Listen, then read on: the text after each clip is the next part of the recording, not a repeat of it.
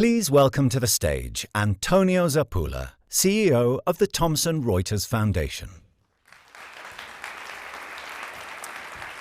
Good morning. Good morning and welcome to the second day here at Trust Conference. Well, we certainly set the bar high yesterday with some extraordinary speakers and some very powerful conversations happening on and off stage. For those of you joining today for the first time, we are delighted to have you with us. It's exciting to meet you in person after 2 years of hosting Trust Conference online. This is a unique forum. It brings together a very diverse group of participants, purpose-driven professionals, media practitioners, civil society leaders. They meet here at Trust Conference because they have a shared vision. And if you are here today, it's because you, like us, believe in collective leadership and want to work with others to foster free, fair, and informed societies. The concept of free, fair, and informed societies is at the core of everything that you will have seen and will continue to see here on stage at Trust Conference. It's also the core mission of the Thomson Reuters Foundation, the organization that I have the privilege to lead, and that is the driving force behind this event.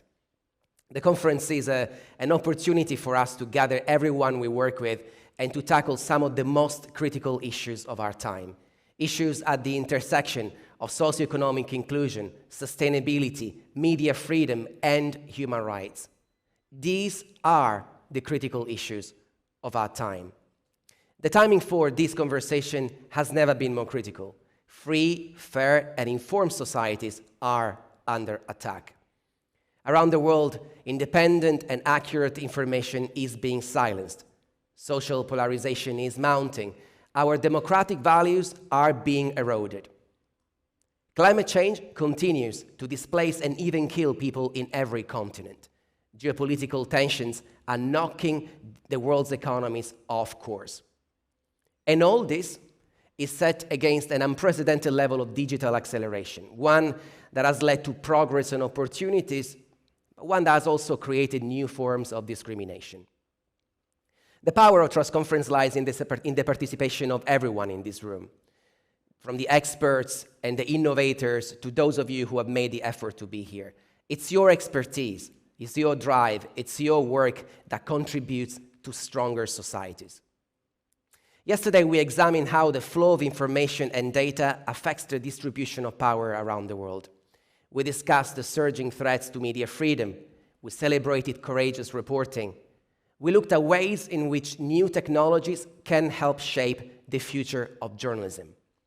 And we also debated how to apply our existing human rights framework to the digital economy.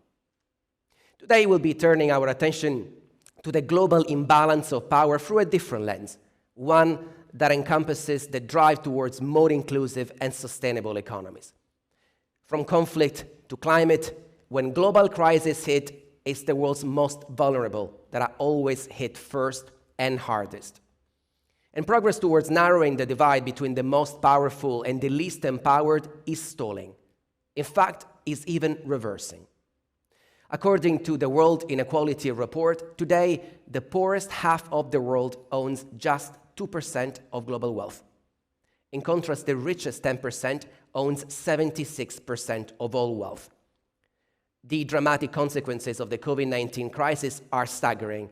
The World Bank believes that this year alone, 198 million people will be driven into extreme poverty because of the damages created by the pandemic. The number of people with lack of basic food will reach 827 million this year. That's an increase of about 150 million since 2019, the last time we met here at Trust Conference. These numbers are huge. But let's be clear, we cannot fall into the trap of reducing people to numbers, because by doing so, we would diminish the horror of this reality. We always need to remember that behind each data point, there is always a human life. The rise of inequalities underpins all of the issues that we'll be addressing here today. If we want to strengthen free, fair, and informed societies, we need to act now, before they are eroded beyond repair. The sense of urgency is evident when talking about climate change. The toll of this year's floods in Pakistan, for example, is really hard to comprehend. 33 million people affected, at least 2 million homes and 25,000 schools wrecked or damaged, and around 1,700 people killed, a figure that will only rise when disease and malnutrition is accounted for. Extreme weather events are worsening. Europe has just had its worst drought in 500 years. Droughts in Somalia and Ethiopia have resulted in famine, and from flooding in Sudan and South Korea to wildfires in the US, Australia, and even the Arctic, our lack of progress at halting the climate emergency is evident across every continent. Next week, world leaders will meet at COP27. This will be another opportunity to assess the vast amount of work still required to meet the commitments made last year in Glasgow. Commitments, goals, and targets that the current geopolitical crisis could upend. As the climate crisis unfolds, leaders are becoming increasingly aware that what we are experiencing is not just an environmental emergency. It's a socioeconomic and even a health calamity. Among those hit the hardest are women, who make up 70% of those living in poverty and who are the least protected against the devastation created by climate disasters. Women are also more dependent than men on natural resources because they produce up to 80% of the world's food. Land-based work is a risk of distraction from climate disasters, and women are less successful than men at securing alternative forms of employment. In addition to that, 9 in 10 countries around the world have laws that hinder women's economic freedom. These laws bar women from factory jobs, prevent them from working at night, or deny them of employment opportunities without the consent of their husbands. The World Health Organization estimates that by 2050, around the world, 250,000 people will die every year from malnutrition and heat stress created by climate change. And according to Christian Ed, climate change and climate crisis are particularly devastating to the economies of poorer countries. Last year, the 10 most expensive weather disasters cost more than $170 billion. And we know that the main driver of climate change are the gas emissions produced by the richer nations. The United States, Canada, Japan, and much of Western Europe account for 12% of the world's population, but they are responsible for 50% of all greenhouse emissions linked to fossil fuels. We have fallen far short of pledges to channel $100 billion a year by 2020 to support the people and the communities most vulnerable to climate change. But there is gathering momentum to redress this staggering imbalance. And so how should the wealthy emitters of carbon support the countries that are suffering the most as a result? What are the challenges preventing this from happening? And what will it take to ensure that we make good on our promises? To open today's discussions, we have a very special guest whose climate activism has made her a role model across generations.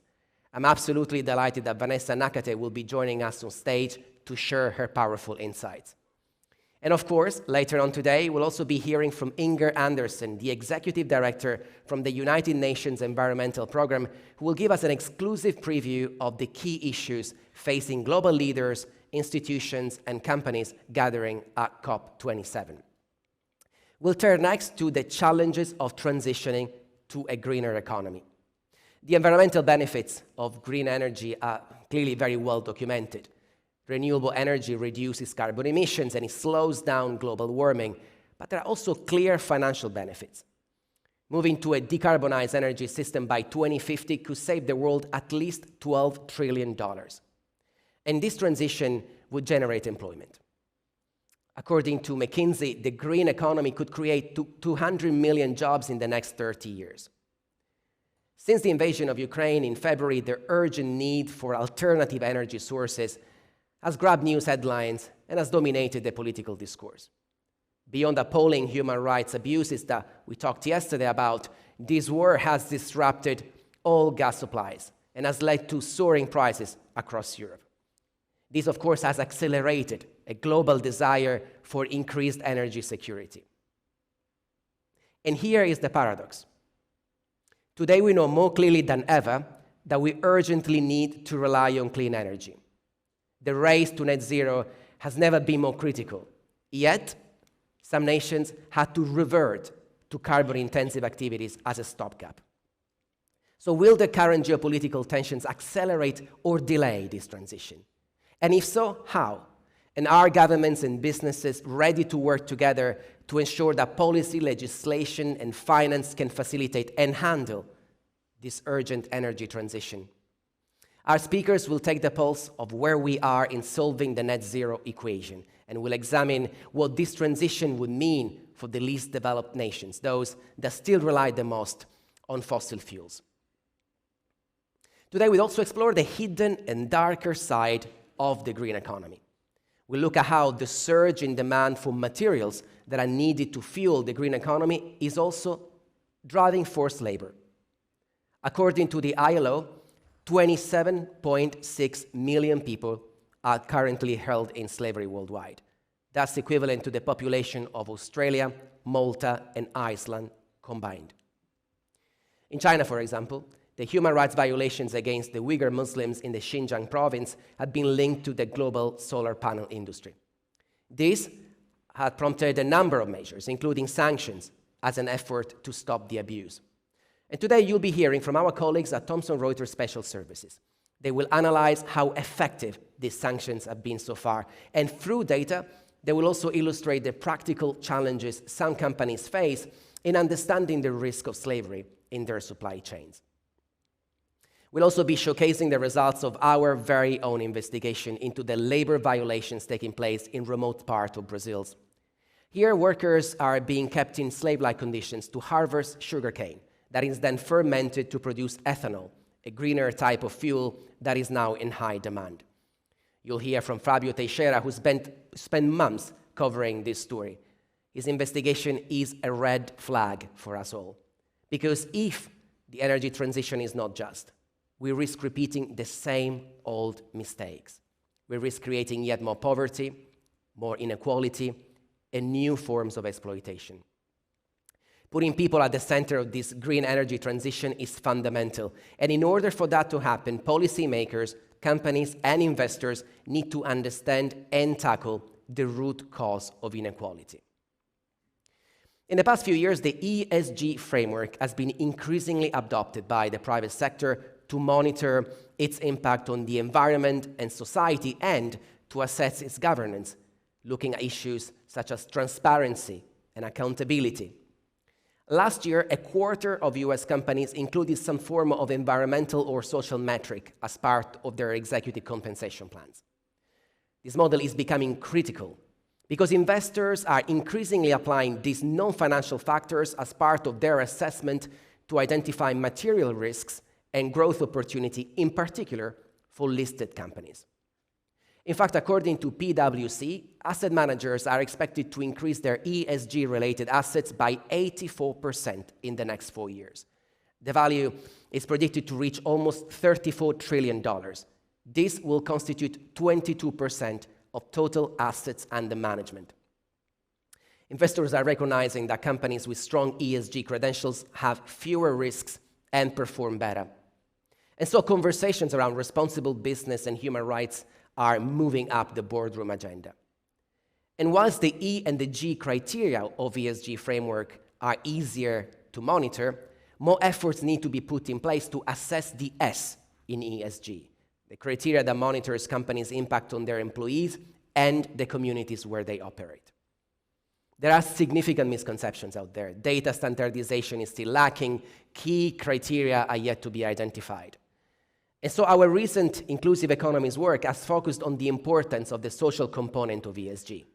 Last year, we convened a working group bringing together investors, data providers, civil society, and lawyers. And together, we published a white paper on the subject. But we didn't stop there. We took the learnings from the paper to develop journalism, legal, and NGO training around the world, to taking a holistic approach to strengthen the ecosystem around responsible business practices. Today we'll be asking whether the existing incentives and legislation have succeeded in mitigating the impact of business on vulnerable workers and marginalized communities. We'll take a deep dive into what has worked and what hasn't, exploring what more needs to be done to fully adopt meaningful S indicators and assessing the profound impact that doing this right could have in alleviating socioeconomic inequality. And of course, we cannot talk about socioeconomic justice without addressing gender inequality. The gender gap is widening. Last year alone, 47 million additional women fell into poverty. The COVID crisis has exacerbated the gender divide, in particular in less developed countries, where gender inequality costs $10 trillion a year. Women continue to be left on the economic margins. They lack adequate social and legal protections. From land ownership to access to finance to access to technology, these setbacks are preventing women's empowerment and in turn are putting a cap on economic growth. This is both an assault on women's rights and a barrier to global prosperity. Our terrific lineup of panelists will examine practical solutions to achieve economic transformation, protecting and promoting women's rights. Inequality is a systemic risk that prevents individuals to survive and thrive. As a result, it puts our societies, our economies, and our democracies at risk. And so we'll be closing Trust Conference with some powerful insights into sustainable development strategies that could redress these global power imbalances. The speakers you'll see on stage today are the global leaders of our time, and I'd like to take this opportunity to personally thank them for being here with us. I hope their insights will ignite your passion, triggering collaboration and action. And none of this, of course, would be possible without the support of our sponsors. I would like to thank our platinum sponsors, White & Case and the People's Postcode Lottery. Also thanks to Foundation Botnar for its support towards our Changemakers program. We're also very grateful to Boston Consulting Group and Robert F. Kennedy Human Rights for their support. You will have seen this year that we also have a new media partner, Context. Context is our new editorial platform. It offers news and analysis on 3 of the world's most pressing issues: climate, the impact of technology on society, and the need for more inclusive economies. If you haven't done it yet, please visit context.news. You'll find a perfect alignment between the themes discussed here on stage and the content produced by our newsroom. As always, we encourage you to join the conversation, so please let's make sure that what's discussed here on stage reaches others around the world.